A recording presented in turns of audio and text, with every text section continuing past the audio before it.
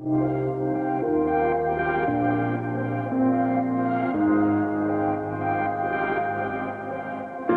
guys! Today we're making this incredible tiramisu cake. It's everything that you love about tiramisu, but in the form of cake.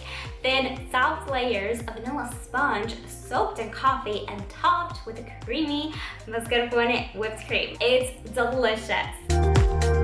Okay, you guys, to make my tiramisu cake, we're going to start by making my vanilla sponge cake. Sponge cakes are the perfect base for refrigerated cakes because they remain super soft. This one in particular will be baked and assembled differently, and you'll see what I'm talking about as we go along. To my egg whites, I've added some lemon juice, and you're going to whip these up, and once they start to become foamy, that's when you're going to start adding the sugar gradually, 1 tablespoon at a time.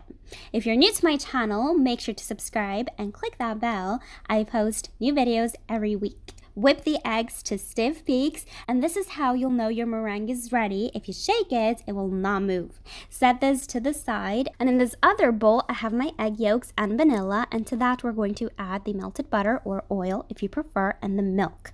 Give these a quick mix just so they're combined, and then you can add the dry ingredients. I always sift the dry ingredients, especially when making cakes. If you don't see me sifting on camera, it's because it was done prior to filming, and I highly recommend you sift as well. The flour will incorporate much faster without having to over mix. To this batter, we're going to add 3 to 4 big dollops of the meringue to loosen and lighten it. I said this in my previous cake videos. You can be rough when mixing these first dollops, but be careful when folding in the rest of your meringue. This is where people tend to overmix and deflate the egg whites. Now, going back to what I was saying before, you have 2 options here. You can either bake your sponge in a normal cake pan, and once baked, divide it into layers. However, because I want really thin layers for this tiramisu cake, to make my life easier, I'm going to bake the sponge cake using 2 cookie sheets. You'll cut down drastically on the baking time,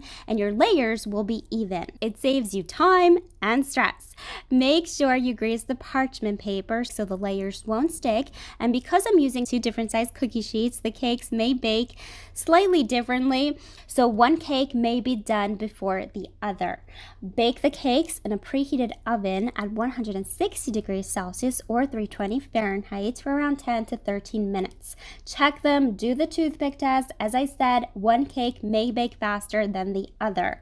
Allow the cakes to cool for 5 minutes, and then you're going to slide them off the baking sheet and let them cool completely. I'm going to divide the bigger cake into 2 cakes. That way I have a total of 3 cake layers. Do not worry if one cake is slightly bigger than the other because we will be trimming off the edges later on. You can use a knife or even scissors since the cakes are so thin. I love using this cookie sheet method for baking thin cake layers. It makes it super easy to get great results. Set these to the side, and we're going to make the frosting. Because this is tiramisu, it only makes sense to make a mascarpone whipped cream frosting. It's delicious. In this bowl, I have cold mascarpone. I'm going to add some cold heavy cream and some powdered sugar. You can also add some vanilla extract, but in Italy, we usually don't add vanilla to tiramisu, but that's up to you. You're going to whip this up until it thickens. We want this cream to be stiff so it holds up beautifully all those layers.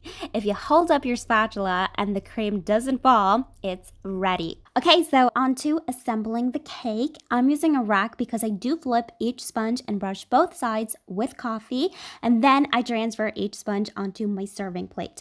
Obviously, I'm just going to show you one side because it's pretty self-explanatory, but I do like to brush both the top and bottom for a strong coffee flavor. Use a brush or a spoon, but careful to not over soak since the layers are so thin. And you do want to use Italian strong espresso coffee. That's the only coffee that will give you a pure and true tiramisu flavor. Add your cream, and I find that using a piping bag is the easiest and fastest way. I absolutely love a super creamy tiramisu, so I'm very generous with my whipped cream frosting. It's just so good. You're going to repeat this process for all your cake layers, and this cake needs to chill in the fridge for at least an hour. The longer you leave the cake to sit, the better the tiramisu, or in this case, the tiramisu cake, will become.